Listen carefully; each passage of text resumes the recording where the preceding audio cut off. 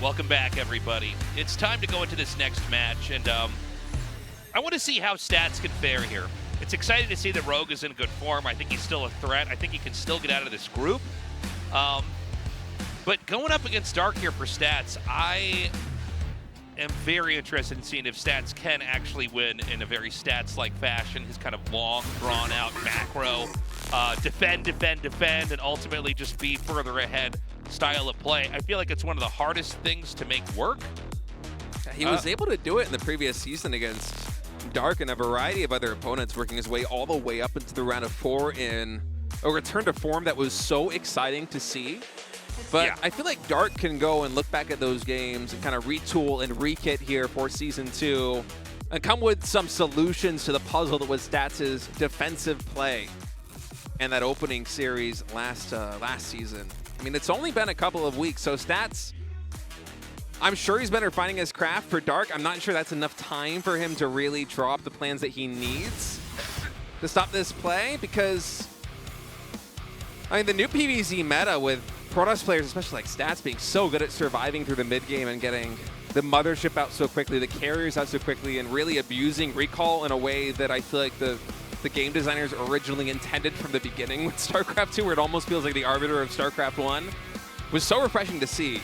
And I don't know. Dark, I think of him as always one of these Zergs that's the best at the mid-game, the best at the late game. Yeah, very creative, clever tactics. I was surprised that he was so confounded in the previous season, but here in season number 2, I think it's going to be a lot closer of a fight. Yeah, it should be a good match. Dark probably the favorite by a lot here. A player that was actually doing some rushes from time to time as well as macro games. I feel like Dark is more macro games now than he was in the past. But yeah, let's see what happens here. And maybe Stats breaks his mold as well here. I mean, he could try a timing attack or something like that as well. He might. We'll have to see. Game 1 is loading up on Site Delta as we look to see who is going to join Cure in the winner's match. Stats versus Dark.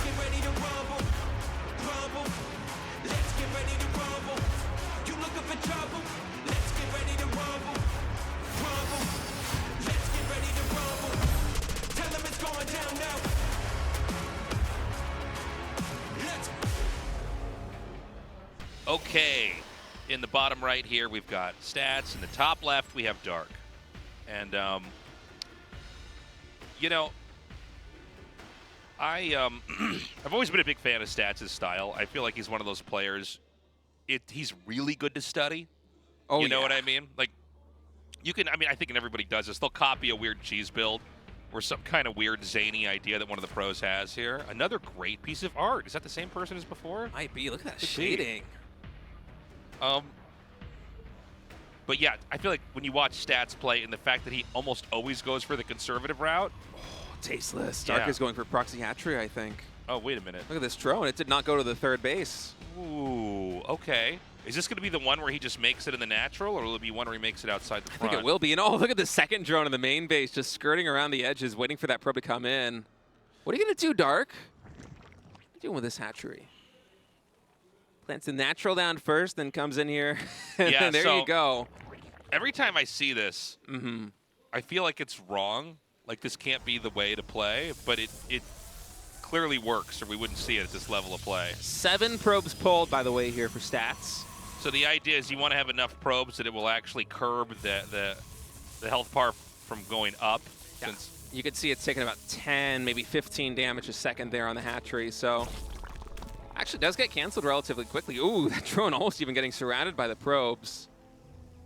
So obviously the Nexus is delayed. Can he delay it again? Oof. Was able to block at least a couple of seconds there on Stats. Nexus finally does go down. Gas taken in the main base, so no assimilator shenanigans here from Dark either. And I don't really know if that was worth it there for Dark. He was able to delay the Nexus a little bit, but when all is said and done, might be a little bit too expensive here for Zerg to really, delay your third hatchery versus delaying the Protoss natural expansion, plus costing all the minerals, and this drone hasn't been mining this entire time.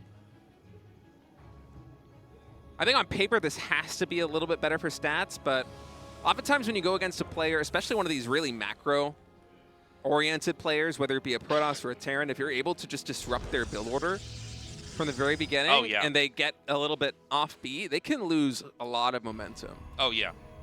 So that might be more of Dark's game plan here, so just get stats out of his element here in the early game, even if it's not on paper the most advantageous thing to do. And then try to play the mid game from there. By the way, nice control here with these Lings, getting a lot of damage done on that Adept. Yeah, if you can just get in there and start to try to trip him up in any way, it's annoying, man. You know, getting every single thing in your build order out as soon as physically possible is so important, and to get that slowed down. By the way, he made a bunch more Lings. I mean, like, what, 12 more Lings or something? I think so. He has to have a response, I guess, to these 2 Adepts coming into the main base. Well, he doesn't quite have enough Recons around him for now. Yeah, the shade was really good there by stats, too. Nice timing, but oh, the surround coming in here, the natural expansion, not quite, I guess. The attempted surround, I liked it there for Dark. Was able to get at least one of those Adepts. This drone's still in here. Protoss is going for the Void Ray variation of the Stargate opening here. A lot of times this just sets you up to have a third base really easily. Although you can't really do that much. The fact that he scouts that that's a Void Ray being made is a pretty big deal. Because this really, that'll signal to Dark that he can do whatever he wants for a while here on the map. He can just drone up. The Void Ray can't really be used to counterattack here. There is an Oracle being made behind it. Yeah, but the Oracle is going to be so much later than usual, and that means that Dark can delay his Spore Crawlers. He can have those drones mining for longer than he would otherwise, and it might even open up an opportunity here for Dark to potentially go for some kind of early aggression. I'm wondering if we're going to see him airlift something like 4 to 6 Queens here at the third base and go for a killer move, because against Void Ray openings, that can be quite powerful if you're able to get some damage done early on with the Lings, like delaying that third Nexus. Have to wait and see here what Dark's game plan is going to be. The Void Ray and the Oracle over here should be able to deflect these Lings. That Oracle was not doing its job of protecting the Adept, though. Might go down. In fact, Dark going to play it quite conservatively, just retreat with these Zerglings, but I mean, the fact that he's been able to delay his Spore Crawlers for so long, very advantageous here for Dark. So that third base is going to come up. We see the Forge and the Twilight Council. It's going to be a slow game here from Protoss. He is good. I mean, he's going to be doing exactly what we kind of talked about. Stats likes to do. Whoa. It's a Nidus, Queen Nidus. It might not be a slow game from Zerg here. So Zerg is going to try to hit that kind of macro style Achilles heel. Because you're just going to be focusing on development. Okay, now, was he going to get up here and see this? Oh, my God. Okay. If he can just get a Nidus in the main, this game will probably end. It's going to be mass Lings. Now, the Void Ray is all the way on the other side of the map. It can be recalled, of course. Yeah, where does he want to hit exactly? He's got a couple Lings going out of the map. Oh, interesting. It's not going to be inside the main. I stand corrected. It's going to be just outside the third. Yeah, you can't go into the main base because that Void Ray scooped up all the Overlords in the early game. So instead, just going to be going for the third base. But 7 Queens and a ton of Lings coming out in that third is going to be dangerous here for stats. That Shield Battery not done just yet. Nidus Canal, first one is up, second one is coming here into the third. Shield Battery still not completed. It is going to get focused down immediately. The Probe's not able to dislodge the Lings from surrounding it. And I like the whole position micro here from stats, but there might just be a little bit too much Zerg here. I mean, all of the Queens and all of the Lings just kind of parrying down on this Nexus, and stats just going to allow it to go down. Instead, he's going to look for the counter damage. I like this decision from him, but is he really going to be able to get that much done, Tasteless? I mean, let's see. The Oracles are going to come out. He's going to try to do some damage. He is going to get a couple drones here, but I mean, look, there's nothing that should necessarily prevent the Zerg from continuing the push from the third base into the natural. And if he gets the natural expansion here, this entrance that we're looking at right now, if that goes down, I think this game's over. I feel like Dark cannot break the natural expansion for the foreseeable future. He's going to have to wait until at least, I would think, Hydralisk enter the field, as that Hydralisk Den is about halfway done now. But still, he is levying a lot of pressure on his stats. Yeah, I think that this Nidus gets denied. He should probably make that a little bit further back. It's definitely telegraphing how all-in he was back there. Actually, I gotta stand corrected. There's 8 drones being made. Actually, stats probably should not have moved out this far. Yeah, he is going to be able to use this Shield Battery at the top of the ramp to try and, oh man, a little bit later on the overcharge means he doesn't actually get to save one of those Stalkers, but he's going to have Blink now. Okay, so Dark's going to ditch this. In fact, he might have even made that Nidus at the front like that to make it look like he's all in, when he's not, because he was making drones as the Nidus was morphing in. It's a funny thing. Just showing the Nidus, it is such a strong signal for some players that they will totally overreact. We've seen this before where, from Dark, actually from Rogue as well, although I don't know if we're going to have it today. But yeah, kind of putting a Nidus in your face like that, but then just making drones behind it. The Protoss can end up way over defending. So it's going to be a 4-base Zerg versus, it's going to be a newly minted 3rd base here for Protoss very soon. He's expanding to the 3 o'clock position, and I'm wondering if Dark actually did get enough done, because Dark has been sitting on a relatively fully saturated 3-base economy for about a minute and a half now, whereas stats just completely reset down to 2 Nexus, that main base even mining out slightly here, I think. So his economy not as good as it potentially could be, but he did a pretty good job of managing that situation as best as possible. I mean, yeah, the Nexus did go down, a lot of damage was dealt at that 3rd base, but the probes were able to evacuate, or at least a good number of them were able to. While the army was retained, Stats didn't over-encumber himself by just committing all of his resources to defending the 3rd, was very wise in defending, and now he's getting his Storm Tech up. He's adding in the Robotics Bay. The 3rd base will soon be online here for Protoss, and Storm's already researching, so I don't think this game is close to being over unless Dark decides to really ramp up the pressure here on Stats. So, you know, for now, he's going to try to poke it with these Stalkers over and over again. I don't know how much he's going to get done here. Obviously, you will shave off a couple of Lings, but it seems like when you have this many Hydras, it's kind of hard to get much more done with Blink Stalker. And we have, I'm sorry, was that Lurkers being morphed? Yeah. Yeah, so we're going to have Lurker Tech coming up here. I would be surprised if it's a very straightforward push from here for the Zerg. I think you might be right about that. I'm just wondering how much Dark is really going to be able to get done. I feel like if Stats is able to catch wind that a Lurker push is coming, which he should have. Oh, they're on hold position right now. Oh, finally attacking so much damage. That was crazy. Oh, and the Nidus. I forgot about the Nidus actually tasteless. He's just going to pop it right back into what was the 3rd base there for Protoss, because I was thinking, how is Dark going to move all the way across the map with these Hydras and Lurkers off creep while not sustaining damage? Well, this is how you do it, but look at this timing here by Stats coming in with the Observer and the Zealots just in the nick of time. You know, it's funny, I have the same thing. Like, when I see a Nidus get denied, I'm like, sometimes I'll, in my head, think, like, well, it's over now. Actually, you can do it as many times as you want, as long as you have one back at home. Even this Immortal catching the follow-up Nidus. So Stats really knows that Dark is itching for a push. Second Robo now coming down from Stats, as it seems he's going to be committed trying to defend here on the ground, not in the air. And Dark now going for a relatively conservative Nidus. Oh, those Lings, if they can get the surround there on the Immortal, could be a really big win here for Dark.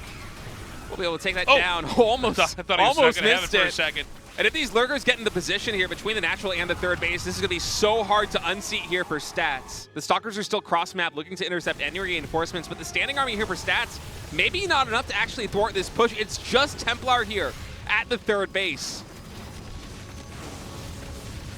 I mean, this is pretty wild, man.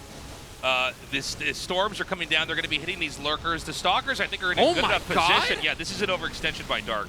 Wow, what a win there for Stats. Yeah, the Stalkers cross-map just do enough to intercept the reinforcements and just kind of section off Dark's armies. And that means the reinforcements didn't come through, and then he's able to just kind of pounce on this position right outside his natural in 3rd. And look at all this damage. These are all the Queens that Dark has. A huge Storm drops. Dark has to evacuate this position. The Lurkers are going to go down as well. Wow, what a hold by Stats. I mean, talk about rolling with the punches this game. This is pretty crazy. By the way, double Robo Immortal. You know, it's Stats kind of winning on his own terms right now, right? Just defending, trying to push through, completing all of the tech, getting all the upgrades. Dark is going to take a 5th base. It is a pretty late 5th base, all things considered, but part of that is because Dark was trying to win the game on four bases, basically just come through and close the game out.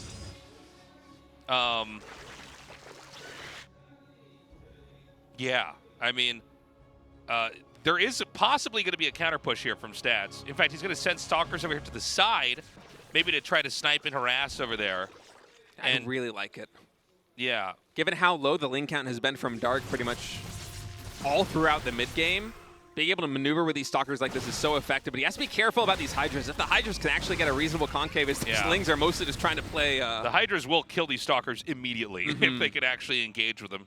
But I think a good reason why Stats was actually able to hold on against that Lurker push is that he had those Stalkers cross-map all the time, slowly shaving away at the link count of Dark and just causing problems for him. So the fact that Stats, once again, recognizing this situation where there really haven't been that many Lings is a big win for him. But little does he know, Dark actually just made a huge round of production of Lings and Hydras.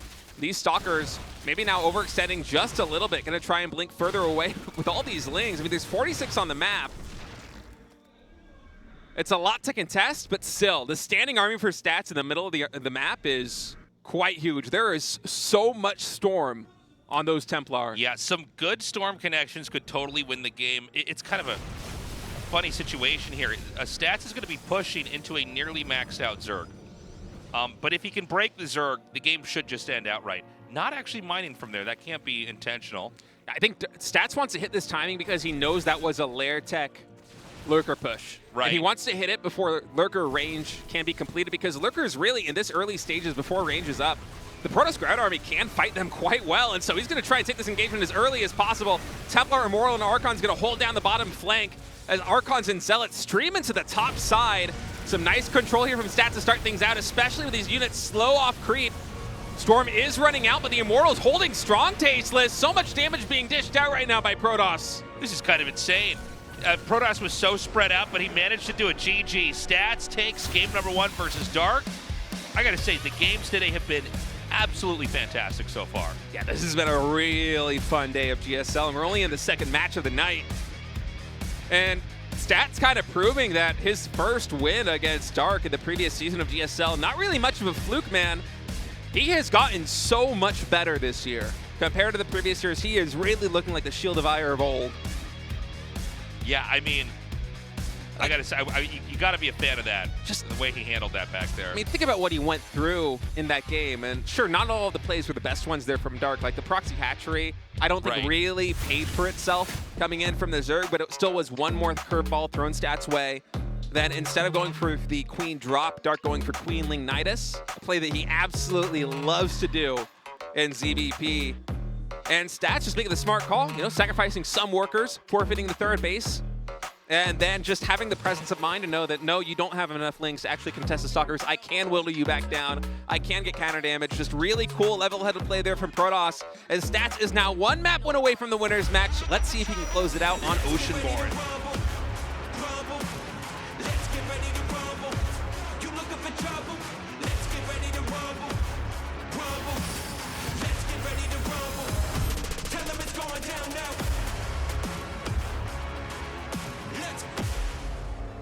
Okay, Stats here in the top left, Dark in the bottom right.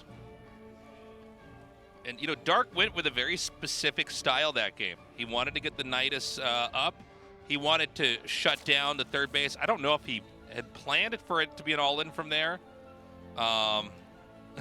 Ridiculous strongman things. It's going to be interesting to see what kind of game he wants to play this time around. God, it's packed down here. Welcome, everybody. Yeah, this is a really packed crowd, actually, for a round of 16 day. So many fans want to see what is this is truly by one far of the best groups. Yeah, this is the best group for sure. I mean, if you're going to pick one day to come down to the studio, this is definitely a good one to come on. You know, if you think about the peak form of the players in this group, this might be, if that was the world we were living in, on paper, this might just be the strongest GSL group ever. For a round of 16, it's kind of insane. Yeah.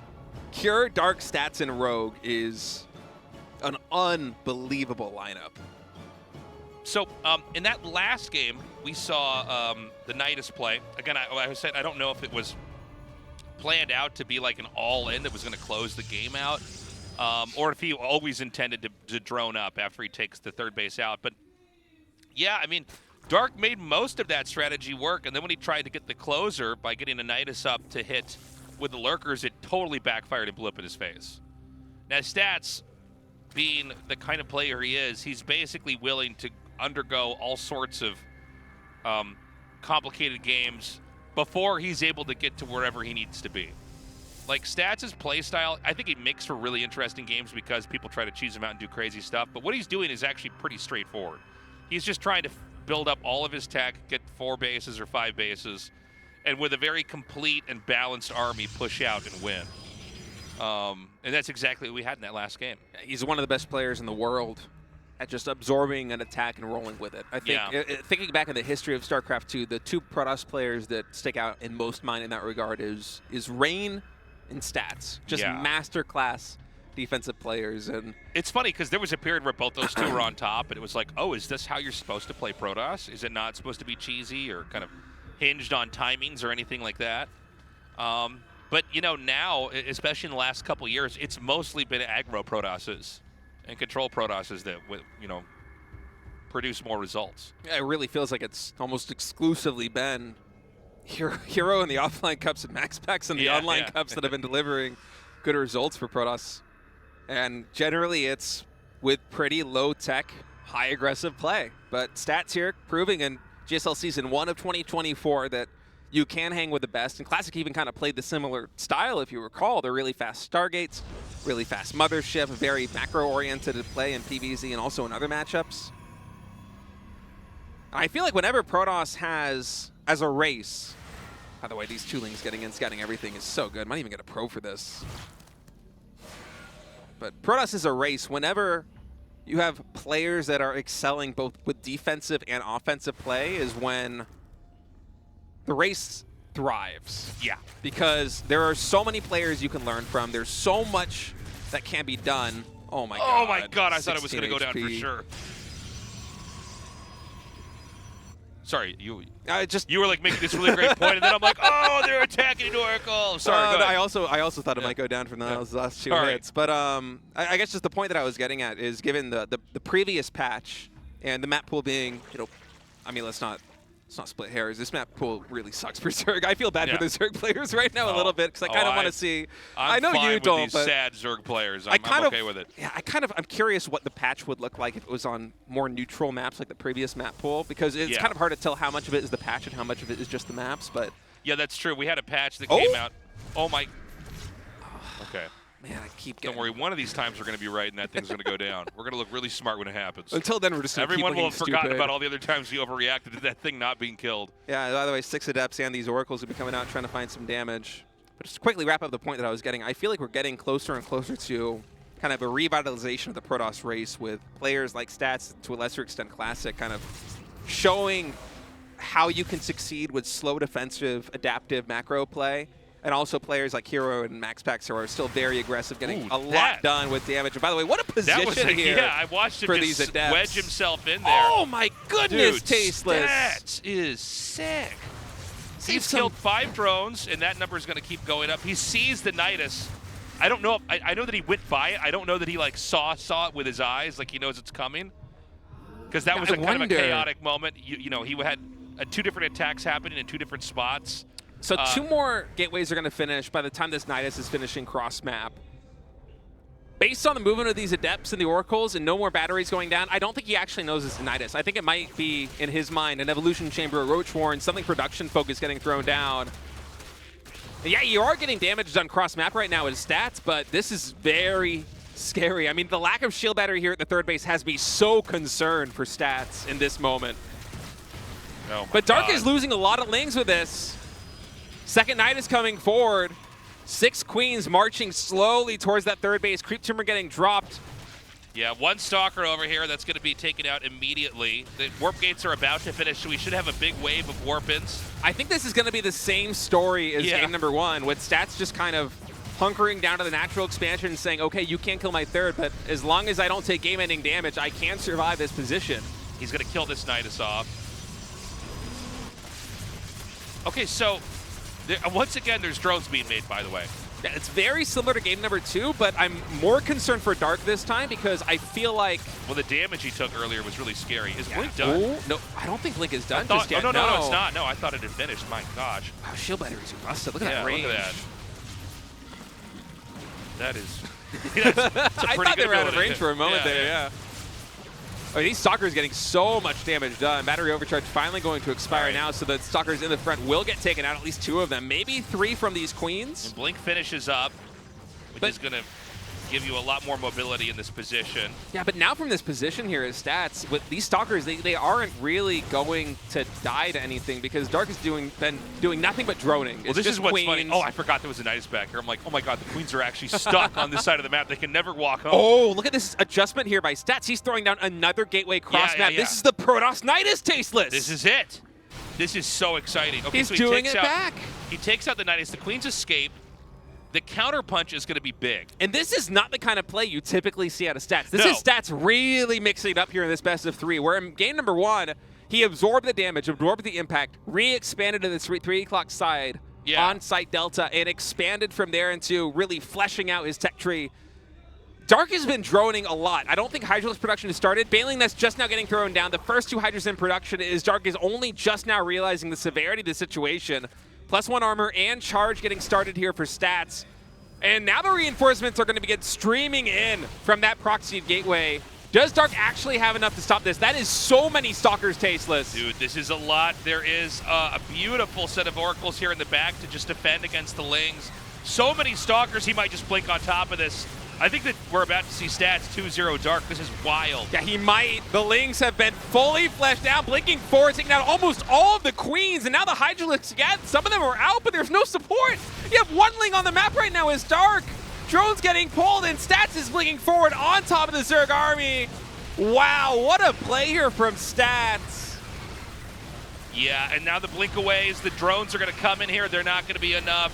Stats is going to 2-0 Dark in a crazy upset here in Group C of the round of 16. I said it in GSL Season 1. I'll say it again here in Season 2. Stats is back, baby. He is looking so good. Dark all the way down to 45 drones.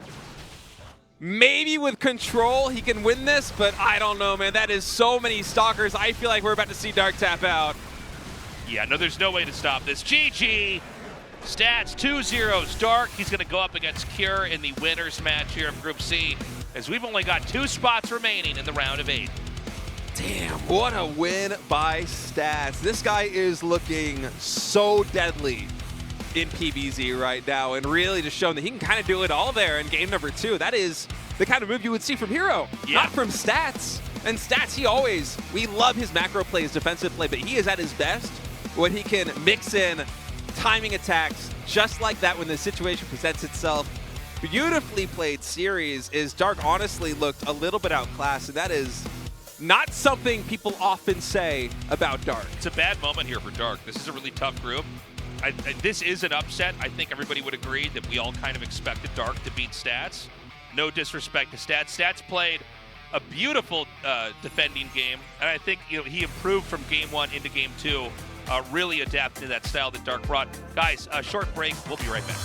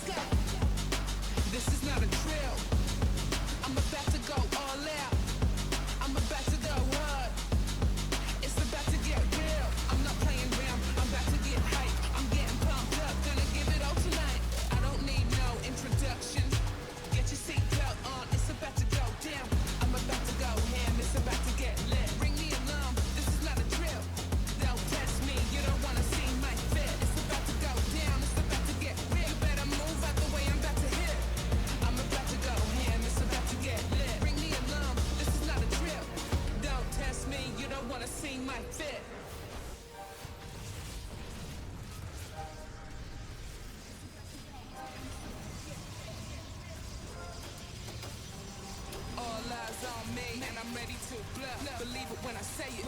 It's about to get real.